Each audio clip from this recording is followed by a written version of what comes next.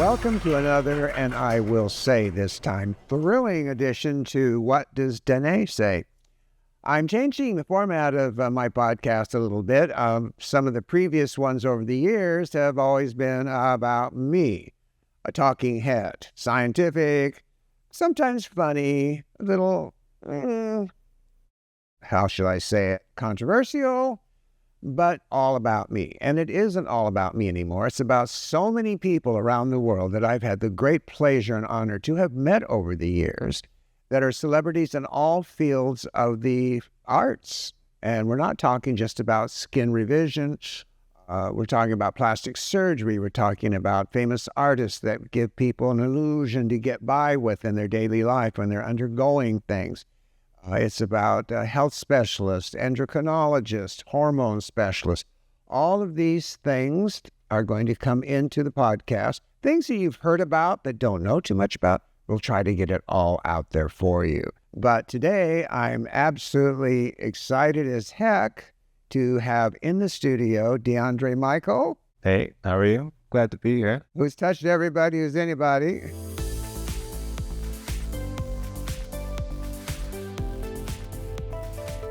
I've often thought in my long-term friendship with him, we are friends and colleagues, that he doesn't blow his own horn. I don't even know how he managed to get where he's at. He is so humble, so quiet, and yet has a laser-sharp mind that sees every darn little thing on a set, on a shoot, wherever it is. He sees everything and very quietly corrects it. But now, DeAndre, when I first met you, and you knew that I had love for music and music videos and all that, you said you did one in Germany, right? Yes, I recorded an album in Germany, released a single in Europe, which went to like number 5 and number 7 on the commercial pop charts and the dance charts there. I didn't know that. I used to work with an artist named Amber, who's like one of my best friends. She's like one of the top dance artists. That song, This Is Your Night.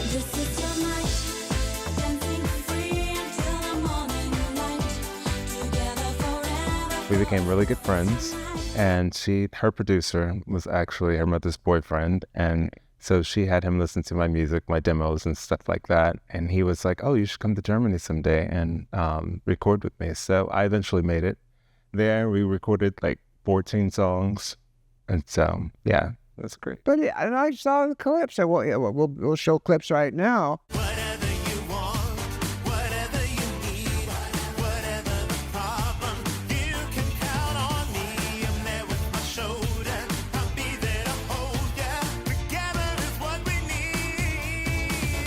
My first thought was, why didn't you keep doing that? Why did you choose the path of makeup artistry and studios and television instead of this? You have the looks, you have everything going. Music was my first love. It's always been my first love, but I actually did it when I was a makeup artist. I was a celebrity makeup artist, and it was successful, but it didn't pay my bills. All right. I had management that was horrible, and they kind of made me fall out of love with it because I didn't know you had to be like artist, self-manager, and well, you wanted control, and they wouldn't give it to you. No, it's not that. You just wanted I just want to be an artist and take care of the creative, but you have to be part of the business. Well, okay, I understand that, and I shouldn't even be saying anything because I have done the same damn thing. As you know, I play piano. Yeah. And I used to pretend I was in fact, I was the teenage Liberace on the Liberace Roadshow tour way, way back in the 60s. That's another story. And I was going to be another Van Cliburn, and I was being the concert stage. I could see it in my mind's eye. But instead, I chose a path of science, which in its own way, as you know, DMK is a very creative company. So it does encompass a lot of those artistic things. But I understand why you would do that. It's just all about timing and what is security and what is not security. Good thing is that I'll be releasing a new single next year. You will? Yes. Like my friend who had the label that helped me release the first one talked me back into it. You know, wonders never say. Well, okay, let's say that takes off. Huge. I know for sure that we will lose you. Just passionate about everything. I don't know. I try to do it all, but my mother said, you're going to be a jack of all trades, you have to be a master of all, because most people are jack of all trades and a master of none. That's true. And that's the old adage. Yes. So I try to master everything I do. And when I'm doing it, I focus on it. And then it has to be. I think that's why we're good friends. We're both Pisces. Right. We both have similar inclinations. We're a day apart. Very detail oriented on everything. Right. See a big picture. Yeah, that's that. I think people gravitate towards each other. And you get lost in it. That's the thing. When you get into it, you really dive into it. Now, another thing we have in common is that you visited the White House twice. Yes. During the Obama administration. You were at both inaugural balls. And I don't know why we did not meet then, because I was at the second one. I was at the first one and the second one. I was working with Mary J. Blige, and she performed at the first one. She shocked me about her. I always thought, because she wore those tall Puss in Boot things, that she was really 5'9", tall. 5'10". You said she was a tiny little. Tiny. Oh, because she doesn't project that way at all. Could like 5'5", 5'6". Oh my God. She's a long torso, which makes her look taller. That's true too. But I was sitting in the front row with Ricky Martin, Stuart Milk, and freezing cold. As you remember, it was ice cold on the last inauguration. It's like 15 degrees or less in the first one, because she sung "Lean on Me" on the stairs at the what is that, with the Lincoln? Yeah. Yes. Well, I was warm inside the trailer. I'd have to be outside. It's not like she was going to sweat. So what are the advantages of being the makeup artist with the trailer and intending? So Beyonce, oddly enough, has kept a huge world recognition for a long, way beyond almost anybody else. Two names, her and Taylor Swift, are the power names. In fact, it was just said on the news that China, with all its developments, they're beating us on so many fronts, technically, which is kind of true. Right. I go to China all the time. I have no issue with China. Of course, I'm not in politics, but why we still will be ahead. And I've always said this myself. We have Hollywood. Mm-hmm. They don't have Hollywood. They can make movies and all that, but it still isn't Hollywood. Right. And they don't have Beyonce and Taylor Swift. That's true. Hey, what's funny is like in UK, as you know, there's some amazing vocalists. Oh yeah. But they just feel that Americans do R&B better. But I think they have an amazing vocalist like Beverly Knight. It was like Beverly Knight is fantastic. Yeah. Like just lots of. Yeah, but see, R&B started here. Yeah. And it started before jazz. It came from the days of slavery, when people were brought over to America, particularly in New Orleans area and places like that. Mm-hmm. And they learned the French ways of cooking, and the whole Creole community was started. And all of that blues, right, life is so horrible and everything, became the mantra of that community. And that's where R&B was born. And then later it became huge music with incredible backgrounds and everything else. I can just hear Al Green in my mind as I'm talking about this. Right. Just here. One of my very favorites. I had the fortunate opportunity to be one of Beyonce's Destiny's Child. And they started off like one of their first makeup artists when they came out with their first single, No, No, No, No, No. Yeah, I remember that. So I was one of their first makeup artists that I worked with them a lot. Then many years later, I've always seen her throughout the years because my best friend does her hair. But I had the opportunity to do part of the Formation tour. I filled in where other makeup artists didn't, so that was cool. So we kind of reconnected. You were very committed to Angela Bassett. Yes. But get this, I was doing Angela for 911. I was on tour with Mary and on tour with Beyonce at the same time. I had literally, I would get home, fly out to go do Mary. When we were off, we got to go do Beyonce. I was knackered. I have a picture where... You must have been... Well, you were young. You were young, though. You had that energy. That was just a few years ago. It's just... Well, you're not old now, but... It's just I don't know. I'm just passionate about what I do. And I don't say yes to everything, but think I can carry it out and do it, I do it. But if I learned to say no, I learned the power of no. So if I'm not interested, I just don't do it. Well, no can only make you more in demand. Right. If you say yes to every little thing, then, Right. oh, he's easy and we're not going to pay that much. I understand that because I have always taught our therapists and our doctors, charge what you think you're worth. That's what I tell people, know your worth. Know your worth. Up and coming makeup Don't artist. be afraid. If you think you're worth this kind of money, because the time you're putting in, and you put in time, you put in detail. I've had you do me many times. Yes. And I've always been shocked, not only at the detail, but the cleanup after everything, top professional. Yes. You know.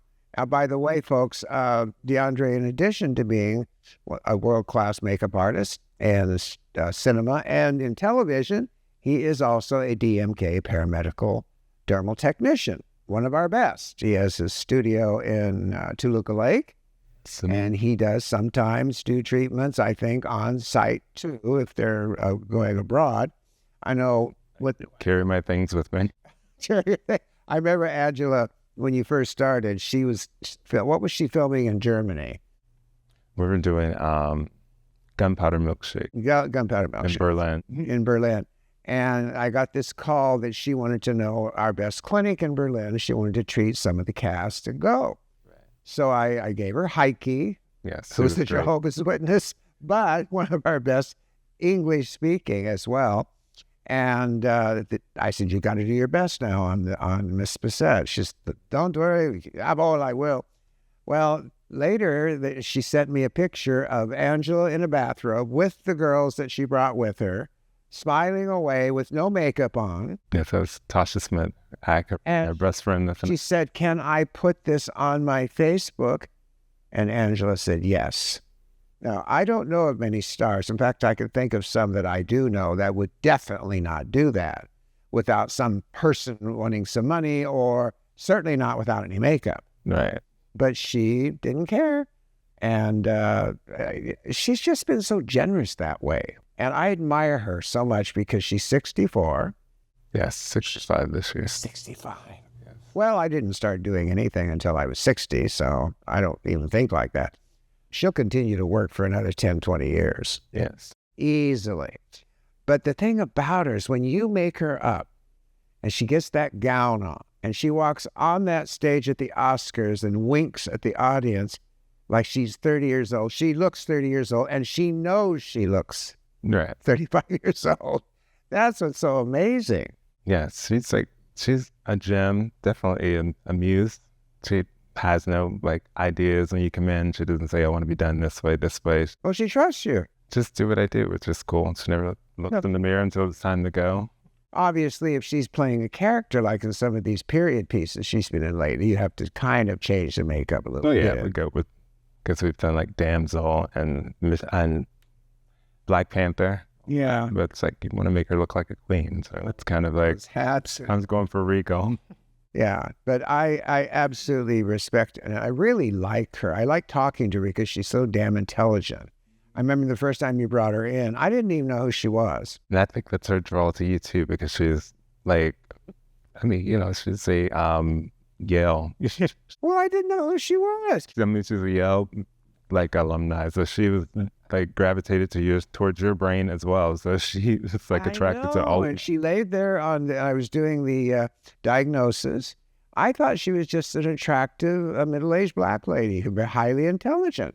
I did not know who she was. You kept saying Miss Angela, a lot of Angelas, and it wasn't until my therapist, Laura, says, can I have a selfie? Oh my God. I got, oh, okay.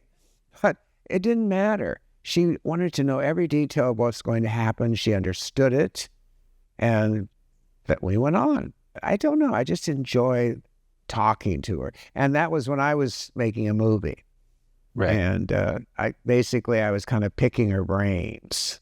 And I'll never forget, I said, because when you make a movie, a real movie, as we had the studio, we had the location, we had everything.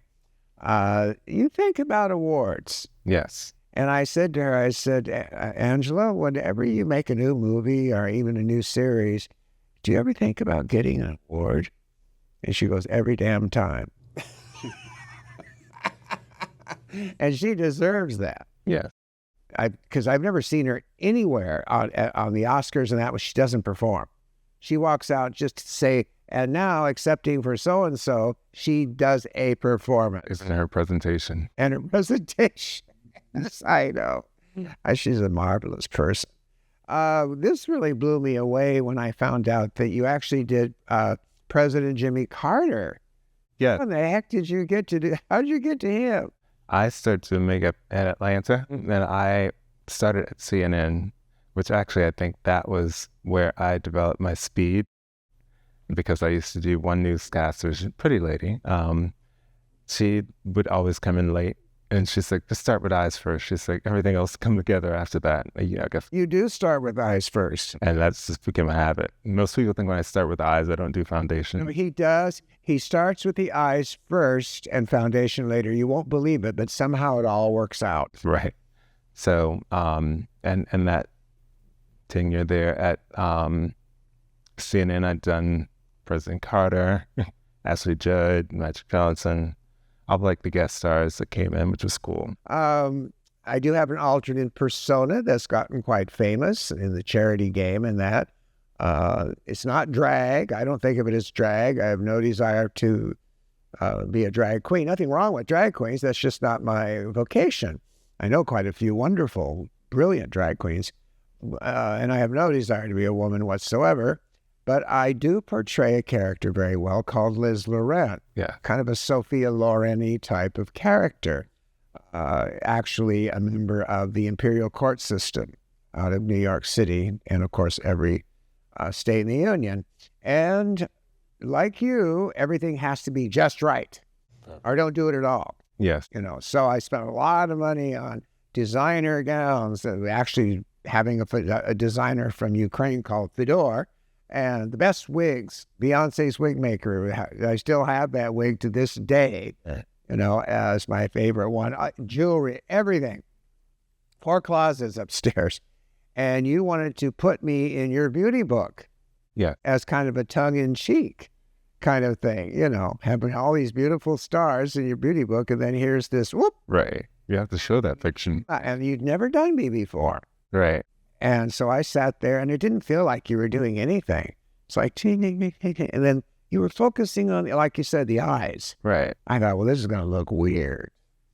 And as you can see by the clip here, when I walked in and looked in the bathroom mirror, I almost passed out. I said, oh my gosh, I look real. I look totally real. It was amazing. You have to go for real. Huh? You have to go for real. I know, but it wasn't the usual bat wing eyelashes, and the racing striped cheeks, blush, and lips. The cartoony, which is popular, the kind of a clown look. I think that I started doing makeup, which was 1996. What's funny is I moved to Atlanta. I was working at the Wild Pair shoe store. I was managing that store when I moved there, and I worked down the hall from Glamour Shots.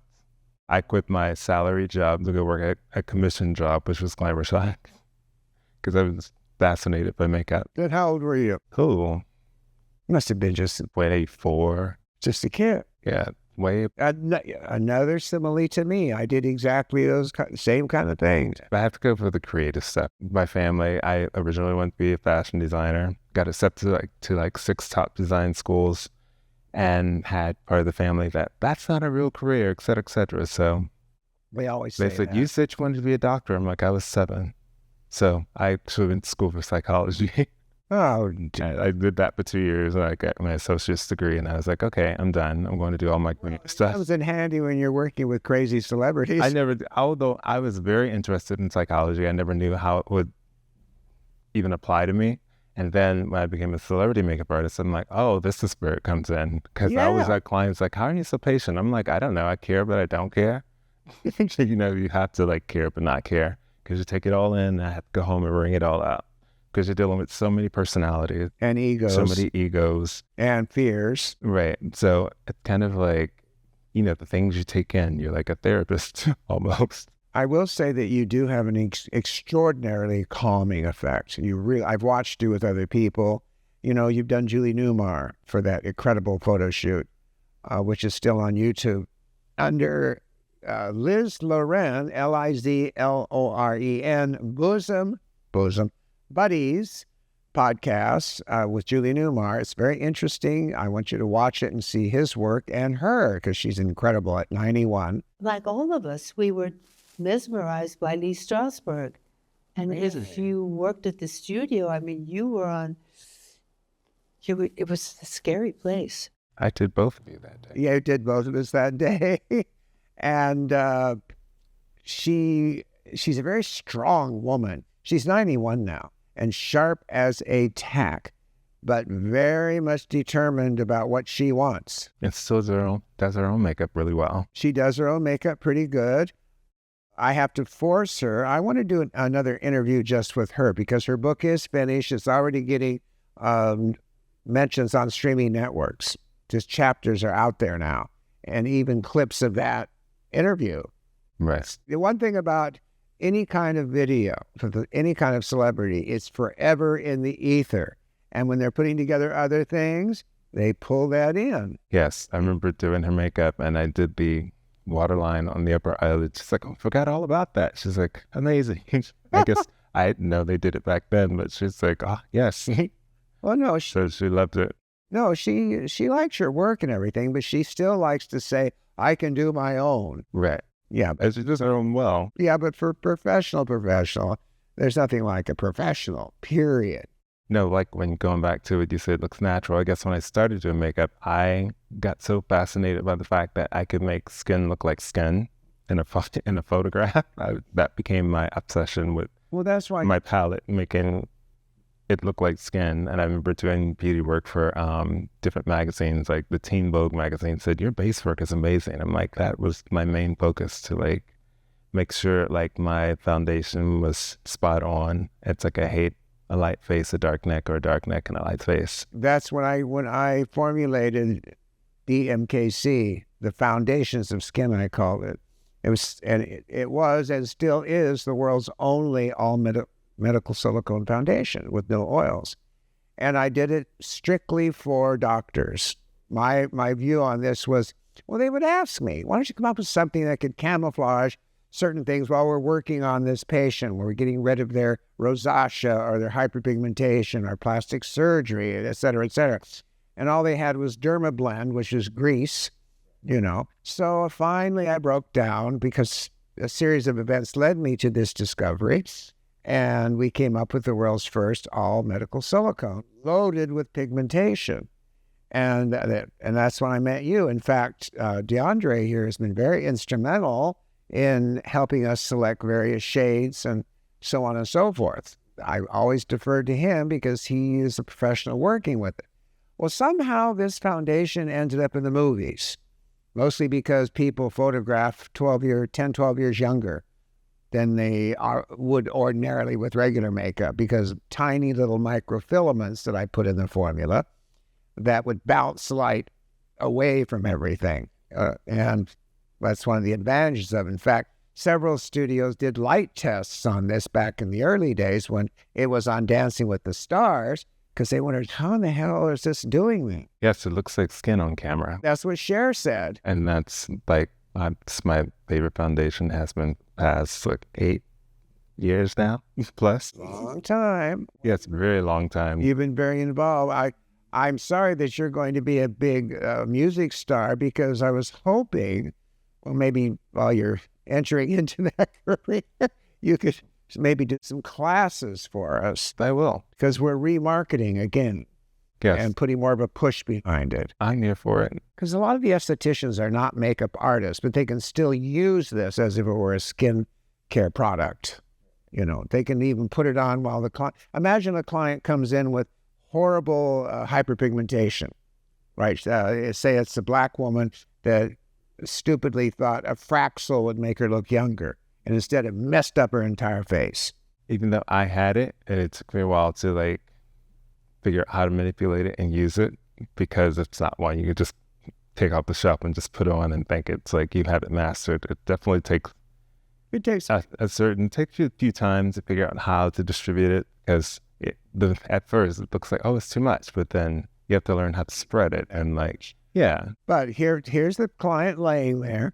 They have a DMK treatment by a DMK doctor, and his nurse or himself even. A lot of our doctors in Ukraine, Russia, and in Europe like to do things on their own, strangely enough.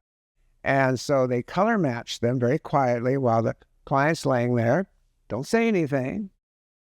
They cover all the hyperpigmentation perfectly. Client sits up and looks in the mirror. Now, they're always expecting to see red areas where they did extractions of blackheads, etc., or some other, the plasmatic effect, which looks like a road map of blood veins in the skin, all these normal things, but they don't see it. Instead, they see this flawless massage, and there is no way in heck that they are going to leave that clinic without buying that foundation. Yeah, because it tides them over until they really are, completely in remission from any hyperpigmentation, acne, rosacea, whatever. This includes guys too. Well, I'm wearing DMK today. I use the one little palette to contour, but it's just a tap and smooth out method with brush. Well, I'm wearing it too. Actually, I'm wearing but you can't tell. Well, I'm wearing an ebony. I'm as pale as this. I'm wearing ebony too. We have the same tone. But see, I blended because I wear a fake tan. Right. And my face just doesn't take a tan anymore because I have so many treatments. There's no dead cuticle buildup. That's what a fake tan does. So my hands take the tan easily, but the face does not. Only DMKC. Right. So only difficult part, like now, you realize so many people go and get chemical pills that they take away their natural skin tone. Because that, and it's kind of, it's like you match into the neck, but you have to match to the neck. I cannot believe and I've been in this industry for 58 years. Peel.